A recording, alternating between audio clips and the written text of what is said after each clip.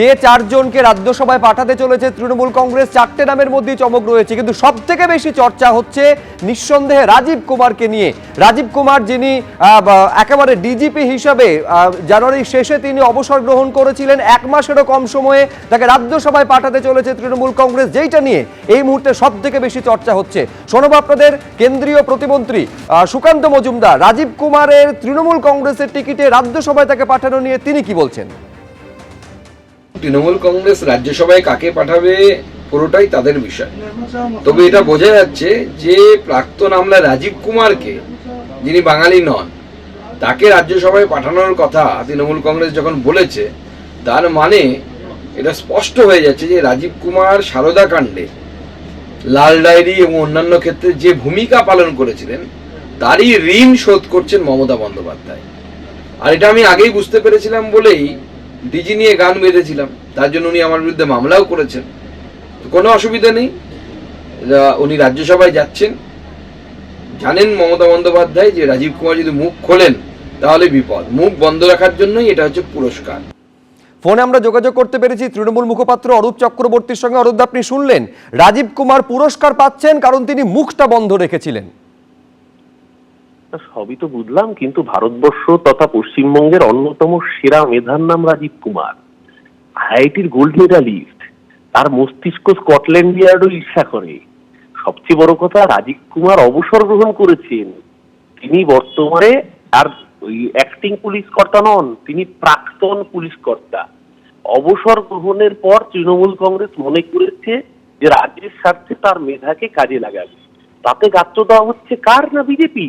কোন বিজেপির? যারা কদিন আগে বিচারপতি থাকাকালীন যিনি ঘোষণা করেছিলেন বিজেপি যোগ দেবেন এবং তার পরবর্তীকালে বিজেপিতে যোগ দিয়ে দলের পক্ষ থেকে লোকসভায় সাংসদ হন, যিনি বিচারপতি থাকাকালীন মন্তব্য করেন এমন সব, যেটা সরাসরি একটা রাজনৈতিক দলকে প্রভোগ করে।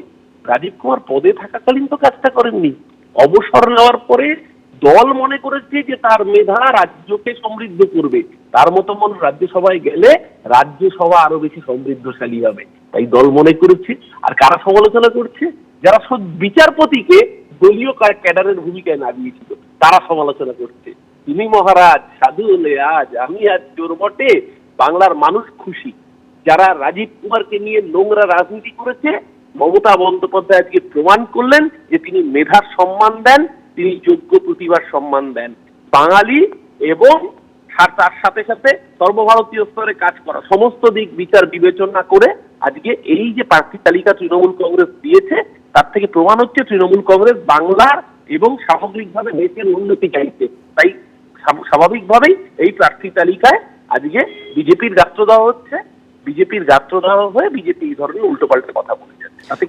ধন্যবাদ আমাদের সঙ্গে কথা বলার জন্য। তৃণমূল মুখপাত্র অরূপ চক্রবর্তীর সঙ্গে কথা বললাম। আরেকবার আপনাদের বলবো, যে চারজনকে রাজ্যসভায় পাঠাচ্ছে তৃণমূল কংগ্রেস, তাদের মধ্যে বাবুল সুপ্রিয় রয়েছেন, রাজীব কুমার রয়েছেন, মেনকা গুরুস্বামী রয়েছেন এবং রয়েছেন অভিনেত্রী কোয়েল মল্লিক। বাবুল সুপ্রিয় তিনি বলছেন, যেভাবে আমাকে রাজ্যসভায় প্রার্থী করে পাঠাচ্ছে তৃণমূল কংগ্রেস তাতে আমি সম্মানিত। কি বলছেন দেখবো একবার। খুবই আনন্দিত, খুবই উদ্বুদ্ধ, এবং যবে থেকে তৃণমূল কংগ্রেস আমাকে তাদের পার্টির এক সদস্য করেছে, হিসেবে গ্রহণ করেছে। একটা সময় আমি রাজনীতি ছেড়ে দিয়েছিলাম, আমি মনে করেছিলাম ভালো কাজ করার পর আমার সঙ্গে অন্যায় হয়েছে। তো তারপরে যেভাবে আমি ইন্সপায়ার্ড হয়েছি, যেভাবে ভালোবাসা পেয়েছি, বড় দায়িত্ব আইটির মতো দপ্তর আমাকে দেওয়া হয়েছে, এবং প্রতি পদে পদে দিদির আমি নানা রকম ইন্সপায়ারিং কাজ করা, নানা রকম কি বলবো, নানা রকম মানে বিভিন্নভাবে আমি অনুপ্রাণিত হয়েছি, কাজ করার সুযোগও পেয়েছি, এবং এত তাড়াতাড়ি এত কিছু এই দল আমাকে দিয়েছে যে সত্যি আমি I am very humbled and I will try to do my very best. সংসদীয় রাজনীতি সেটা আমার চেনা ক্ষেত্র, এবং মানুষের হয়ে কথা বলার জন্য বা যেভাবে আমি কনস্টিটিউয়েন্সিতে সবসময় করেছি কাজ, সেভাবেই রাজ্যসভাতে I put my best foot forward. চারজনকে পাঠাচ্ছে তৃণমূল কংগ্রেস রাজ্যসভায়, তার মধ্যে সবথেকে বেশি চর্চা হচ্ছে রাজীব কুমারকে নিয়ে। প্রাক্তন ডিজিপি রাজীব কুমার, তাকে তৃণমূল কংগ্রেস রাজ্যসভায় পাঠাচ্ছে, মুখ বন্ধ রাখার পুরস্কার দেওয়া হয়েছে, এইটা বিজেপির তরফে অভিযোগ করা হচ্ছে।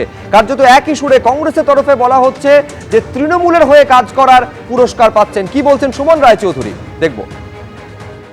পুলিশের মধ্যে থেকে তৃণমূল হয়ে কাজ করার পুরস্কার আজকে কে পেলেন? প্রাক্তন director general of police West Bengal Rajiv Kumar. আমি রাজীব কুমারকে কোট আনকোট স্যালিউট জানাই।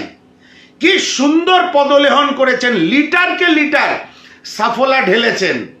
আজকে আপনি রাজ্যসভার সাংসদ হতে চলেছেন। বাকিরাও শিক্ষা নিয়ে নিন। তৃণমূল নামক বা তৃণমূলের মতন শাসক দলের অধীনস্থ হয়ে যদি কাজ করতে পারেন, তাদের নেতা বা নেত্রীর পদলেহন করতে পারেন, তাহলে পুরস্কার মিলবে। রাজ্যসভায় 4 জনের প্রার্থী তালিকা ঘোষণা করেছে তৃণমূল কংগ্রেস, যাকে কটাক্ষ করেছেন বিজেপি নেতা কৌস্তব বাগচি। তিনি লিখছেন, তেলেঙ্গানার মেনকা গুরুস্বামী এবং উত্তরপ্রদেশের রাজীব কুমারকে পশ্চিমবঙ্গ থেকে রাজ্যসভায় পাঠিয়ে তৃণমূল কংগ্রেস তাদের বাংলা ও বাঙালিদের প্রতি প্রেম বুঝিয়ে দিল। তৃণমূলের রাজ্যসভার প্রার্থীর নাম ঘোষণা। তৃণমূলের রাজ্যসভার প্রার্থী তৃণমূল বিধায়ক বাবুল সুপ্রিয়। এছাড়াও রাজ্যসভার প্রার্থী করা হয়েছে প্রাক্তন ডিজিপি রাজীব কুমার। প্রার্থী তালিকায় নাম রয়েছে সুপ্রিম কোর্টের আইনজীবী মেনকা গুরুস্বামী। এছাড়াও রাজ্যসভার প্রার্থী হিসেবে নাম রয়েছে অভিনেত্রী কোয়েল মল্লিকের। অঙ্কের হিসেবে রাজ্যসভার তৃণমূলের 4 প্রার্থীরই জয় নিশ্চিত। টেলিফোনে আমাদের প্রতিনিধি আশাবুল হোসেন আমাদের সঙ্গে রয়েছেন। আশাবুল, যে 4 জনের নাম ঘোষণা করা হয়েছে, একেবারে বলা যায় এই প্রার্থী তালিকার পরতে পরতে চমক, যেখানে বাবুল সুপ্রিয় বাদ দিয়ে, একেবারে রাজনীতির ক্ষেত্র বাদ দিয়ে অন্যান্য ক্ষেত্র থেকে প্রার্থীদের নাম ঘোষণা করলো রাজ্যসভার জন্য তৃণমূল কংগ্রেস। একেবারে চমক বলা যেতে পারে এবং অনেকটাই অপ্রত্যাশিত। তৃণমূলের অন্দরমহলে যেসব নাম নিয়ে চর্চা চলছিল আজকে পর্যন্ত, কোনো নামই কিন্তু তার মধ্যে আমরা দেখতে পাচ্ছি না। একেবারে রাজীব কুমার সবাইকে অবাক করে দিয়ে, রাজীব কুমার প্রাক্তন আমাদের রাজ্য পুলিশের ডিজি, তাকে রাজ্যসভায় তৃণমূলের পক্ষ থেকে পাঠানো হচ্ছে। পাশাপাশি বাবুল সুপ্রিয়, তাকে পাঠানো হচ্ছে। তুমি জানো যে বাবুল সুপ্রিয় তিনি বালিগঞ্জ কেন্দ্র থেকে নির্বাচিত হয়েছিলেন, গত নির্বাচনে মন্ত্রী ছিলেন এবং সম্প্রতি তৃণমূল সিদ্ধান্ত নিয়েছে যে শোভনদেব চট্টোপাধ্যায় তাকে খর্দা থেকে এনে বালিগঞ্জ কেন্দ্রে তাকে প্রতিদ্বন্দ্বিতা করা হবে। ফলে অনেকের মধ্যে একটা জল্পনা বাড়ছিল, তাহলে বাবুল সুপ্রিয়কে কি করা হবে, কোথায় থেকে নতুনভাবে তাকে কি কোথাও দাঁড় করানো হবে। কিন্তু সবাইকেই চমকে দিয়ে আজকে মমতা বন্দ্যোপাধ্যায় যে নামগুলো আজকে ঘোষণা করে আজকে সোশ্যাল মিডিয়ায় কিছুক্ষণ আগে দিয়েছেন, তাতে বাবুল সুপ্রিয়কে রাজ্যসভায় পাঠানো হচ্ছে। পাশাপাশি সুপ্রিম কোর্টের বিচারপতি, প্রাক্তন বিচারপতি, তাকে পাঠানো হচ্ছে এবং কোয়েল মল্লিক, আমাদের কোয়েল মল্লিক, তিনি রূপলী জগতের নায়িকা, তাকেও আজকে নাম ঘোষণা করা হয়েছে। ফলে খুবই চমকপ্রদ বিষয় এবং সব মিলিয়ে এবারের রাজ্যসভার যে নির্বাচন, তাতে আমাদের রাজ্যে 5টি আসন খালি হয়েছে। তৃণমূল 4টি আসনে তাদের প্রার্থী দিল। ফলে 4টিতেই তাদের জয় নিশ্চিত, কারণ তাদের যা সংখ্যা আছে নিজেদেরই 220 জন রয়েছে। পাশাপাশি দল একেবারে আশাবুল, তুমি আমাদের সঙ্গে থাকো। আমি আরেকবার দর্শকদের জানাই যে সুপ্রিম কোর্টের সিনিয়র আইনজীবী মেনকা গুরুস্বামী, তাকে তৃণমূল রাজ্যসভায় প্রার্থী করছে। এখনো পর্যন্ত যে চারটি নাম আপনাদের বলবো যে তৃণমূল রাজ্যসভায় প্রার্থী হিসেবে পাঠাচ্ছে, এই যে ছবি দেখতে পাচ্ছেন মেনকা গুরুস্বামী মমতা বন্দ্যোপাধ্যায়ের হয়ে তিনি সওয়াল করেছেন সর্বোচ্চ আদালতে দাঁড়িয়ে। সিনিয়র আইনজীবী মেনকা গুরুস্বামী, তাকেও প্রার্থী করছে তৃণমূল কংগ্রেস। যে 4টি নাম নিঃসন্দেহে আলোড়ন তৈরি করেছে এবং যেটা নিঃসন্দেহে চমক, তৃণমূলের রাজ্যসভায় প্রার্থী বাবুল সুপ্রিয়, কিন্তু সব থেকে বেশি চর্চা যে নাম নিয়ে হচ্ছে নিঃসন্দেহে তা রাজীব কুমার, প্রাক্তন ডিজিপি। এবিপি আনন্দ, এগিয়ে থাকে, এগিয়ে রাখে।